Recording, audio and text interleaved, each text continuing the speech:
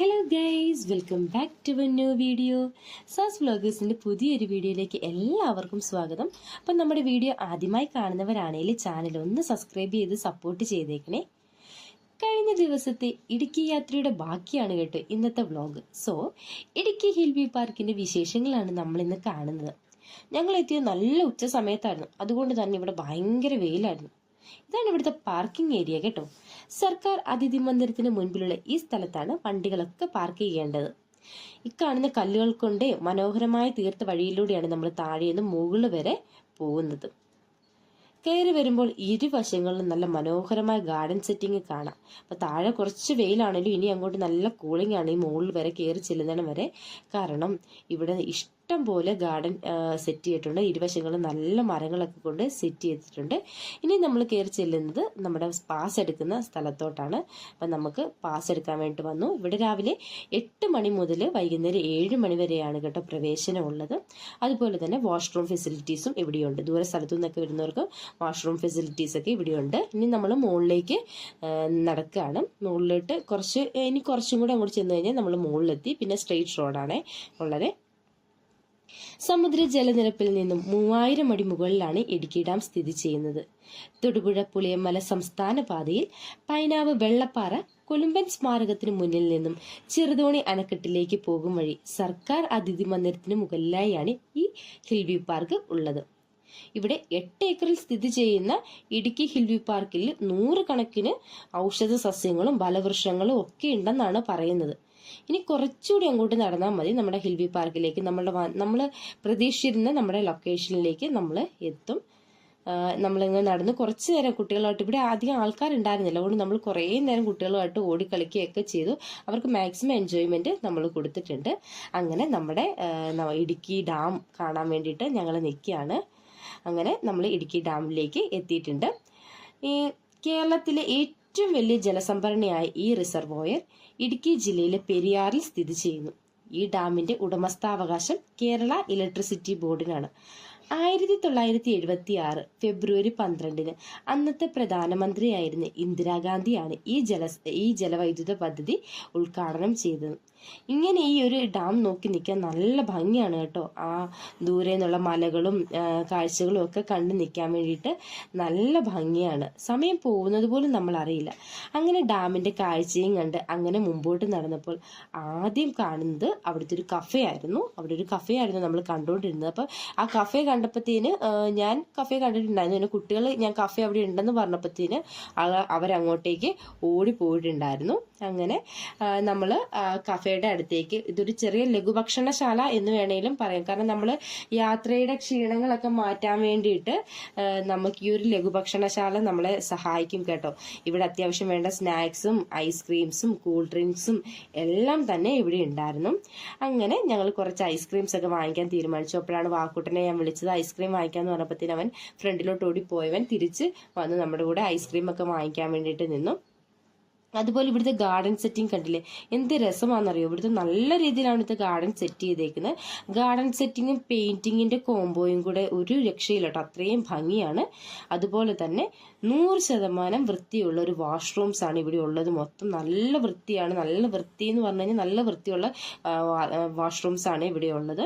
അപ്പൊ ഐസ്ക്രീം ഒക്കെ കഴിക്കാൻ വേണ്ടി ഞങ്ങൾക്കൊരു സ്പോട്ട് കിട്ടി. ഇപ്പൊ ഞങ്ങൾ അവിടെ ഇരുന്ന് ഐസ്ക്രീം ഒക്കെ കുറേ നാൾ കൂടിയാണ് ഐസ്ക്രീംസ് കഴിക്കുന്നത്. കാരണം മഴയല്ലായിരുന്നു. ഇപ്പൊ കുറേ നാൾ കൂടിയാണ് നമ്മൾ ഐസ്ക്രീംസ് കഴിക്കുന്നത്. അപ്പൊ അവിടെ ഇരുന്ന് ഐസ്ക്രീം കഴിച്ചു. കുറേ നേരം കുട്ടികളുമായിട്ട് വർത്താനമൊക്കെ പറഞ്ഞു നിന്ന് ഐസ്ക്രീം കഴിച്ചു.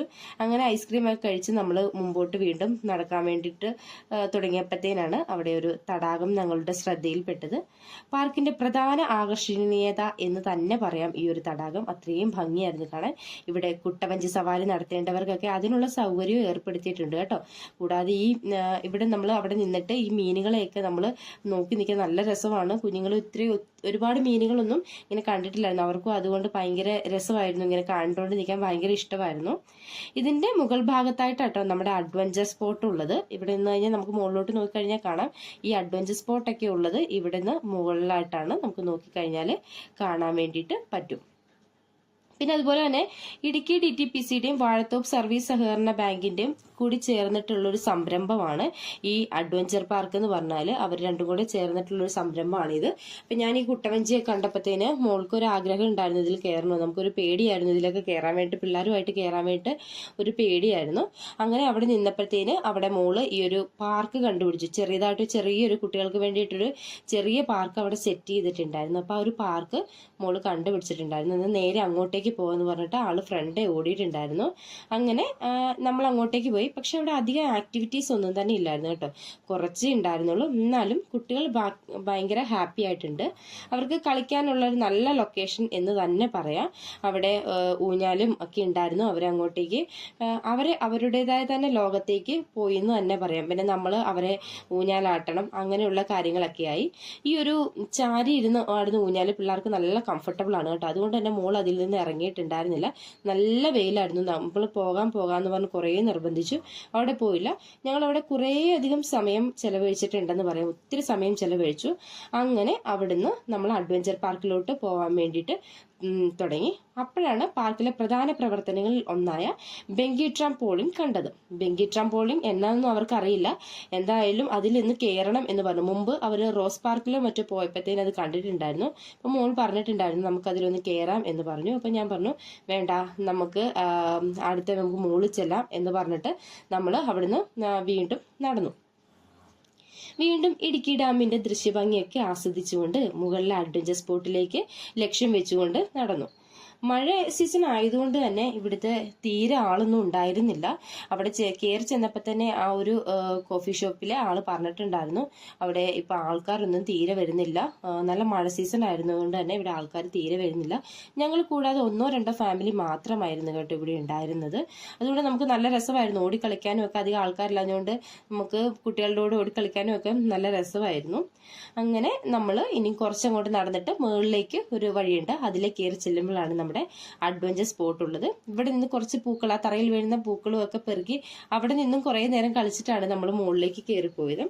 അങ്ങനെ അഡ്വഞ്ചർ സ്പോട്ട് എത്തിയിട്ടുണ്ട്. അപ്പം ഇവിടെ നിന്നാൽ നമ്മൾ ആദ്യം കാണുന്നത് ഇവിടുത്തെ ടിക്കറ്റ് കൗണ്ടറാണ്. അപ്പം നമുക്ക് അഡ്വഞ്ചർ അത്ര താല്പര്യം ഇല്ലാത്തത് കൊണ്ട് നമ്മൾ അവിടെ നിന്ന് ഇതെല്ലാം കണ്ടിട്ട് അവിടെ നിന്നു. അപ്പം നമ്മൾ അവിടെ ചെന്നു, ടിക്കറ്റ് കൗണ്ടറിൻ്റെ അവിടെ ചെന്നു. ഇതാണ് ഇവിടുത്തെ അഡ്വഞ്ചർ പോയിന്റ്.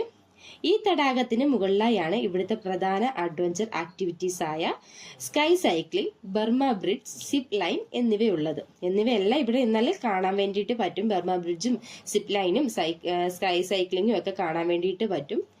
പിന്നെ ഉള്ളതെന്ന് പറഞ്ഞാൽ ഈ നമ്മുടെ അഡ്വഞ്ചർ ടവറാണ്. അപ്പം അവിടെ അങ്ങോട്ടേക്ക് കുട്ടികൾ എന്താ സംഭവം എന്നറിയാൻ വേണ്ടിയിട്ട് അവർ രണ്ടുപേരുടെ മുമ്പിൽ ഓടിയിട്ടുണ്ടായിരുന്നു. ആ കാണുന്നതാണ് നമ്മുടെ അഡ്വഞ്ചർ ടവർ എന്ന് പറഞ്ഞാൽ. ഇവിടെ റാപ്പല്ലിംഗ് പോലുള്ള ഒരുപാട് ആക്ടിവിറ്റീസ് ഇവിടെയുണ്ട്.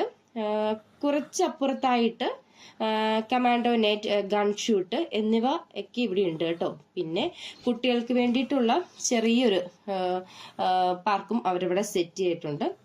അപ്പോൾ അതാണ് നമ്മുടെ ഇന്നത്തെ വീഡിയോ. എല്ലാവർക്കും വീഡിയോ ഇഷ്ടമായെന്ന് കരുതുന്നു. ബൈ.